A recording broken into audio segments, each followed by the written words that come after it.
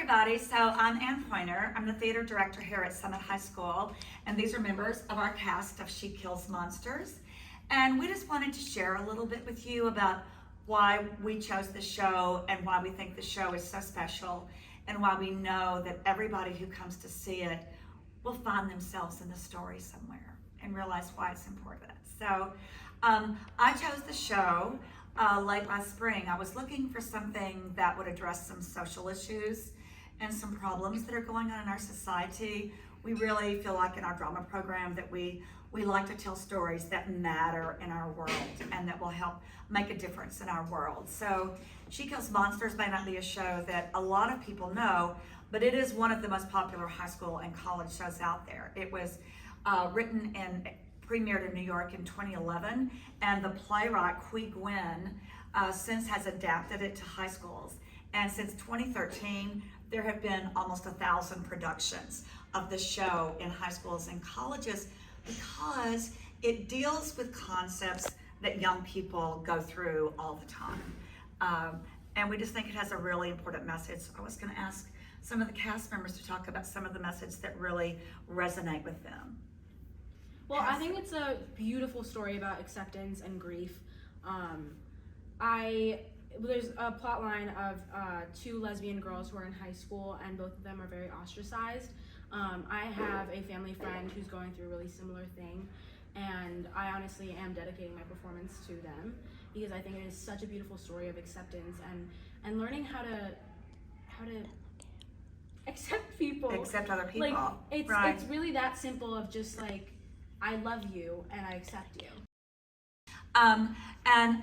So Hefswell plays one of the lead characters, Agnes, whose younger sister Tilly, played by Sarah, is killed. We find this out in the prologue of the show. And Tilly was considered a geek in high school, and a lot of us may have been considered geeks at some point. I was ostracized at a certain point. You know, when I was in school, Agnes was the popular cheerleader, but when her sister is killed, you want to share with what happens? Yeah. I basically find this Dungeons and Dragons notebook in Tilly's room, and I go to Chuck, who is this known Dungeons and Dragons player, and I ask him to help me kind of guide me through the book and how to play. And as I go into the book, I'm starting to learn more about Tilly and just kind of reflecting on the relationship that I had with her and the relationship I can have with her. And why did you play Dungeons and Dragons? Your character. Oh, my character played Dungeons and Dragons because she felt like it was the only place that she could be who she actually was, and she could actually experience her emotions and go on adventures and, you know, fight monsters. And in the real world, she was picked on and she was bullied for just being who she was. So it was a great outlet for her to feel accepted and feel like she belonged somewhere. Because in the magical world of Dungeons and Dragons, these are two Dungeons and Dragons players over here in real life, Evan and Matt, who are characters in the show. You can be whoever you want to, and you can create your character.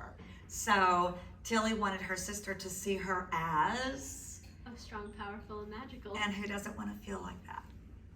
Some of our Dungeons and Dragons guys to talk a little bit about why you love the game and how you relate to the story. Well, I mean, I think it tackles, as they said, it tackles bullying. I mean, we're theater kids who play Dungeons and Dragons. Yes, we have been picked on. Yeah. But I think what's really good about the show is it doesn't just treat it as Dungeons and Dragons is for losers who need to escape. It's fun. It's something that can be fun. And it can have emotional impact if you want it to, but it's still just it's something that's fun that people bond over. Yeah, I mean, it's also, especially on the point of bonding over, it's such one of my favorite things about Dungeons and Dragons is it's just built-in group of friends. You have some people to hang out with every week, and it's so much fun. Actually, something one of my favorite parts of the show is that, or things about the show, I guess, is that Qui Nguyen, the playwright, wrote this play in honor of one of his really close friends from high school named Chuck, who when he didn't have a group of people to be around and hang out with when he was feeling ostracized, invited him into his D&D game, and that's where he found his sort of tribe. And I think that's very representative of some of the one of the best parts of D&D. And I play one of the villains in the show, and as someone who has been in a position where I've had to find a new group of friends and kind of adjust, I kind of think it's a really important message to spread about bullying and acceptance and finding your group of people, even if it's kind of not what's expected of you, to find where you feel like you fit in and belong. And I feel like it's a really important message that is in the show. Another cool thing about Caitlin is she is our dance captain for real, but she also gets to do a lot of really cool fights. So we brought in professional stage combat artists, and there are, I think, 7 big fights with weapons in the show. So that's one thing that people are really gonna like. And they do fight real and metaphorical monsters. So Tilly is fighting her metaphorical monster of the mean cheerleaders who bullied her in real life. And some of the other characters are fighting monsters of being bullied because they were gay or because they were crippled in real life. But in the Dungeons and Dragons world, they are fierce warrior women, and they don't need to be protected by men or by anybody else. So there's that feminism, yay, female power. That's awesome. And also, I think everybody has a monster in their life they need to fight, whether, as I told you, my monster is procrastination. I'm always putting things off, like my director's notes, till the last minute, but I did finish this morning.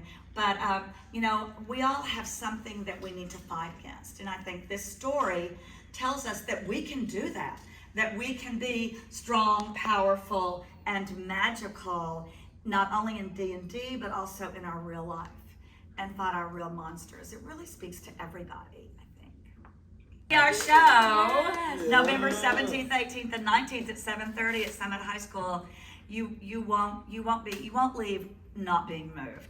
It's funny, it's got great fights, but it's also very poignant, especially when the sisters, in the magical world come together and realize they really did like each other, even though they didn't know each other before, Tilly died. They got to realize there was something special, and we can't judge people just on the surface, but we need to get to know each other and embrace each other's differences. Come to see She Kills Monsters November 17th, 18th, and 19th at 7:30 in the Summit High School Auditorium.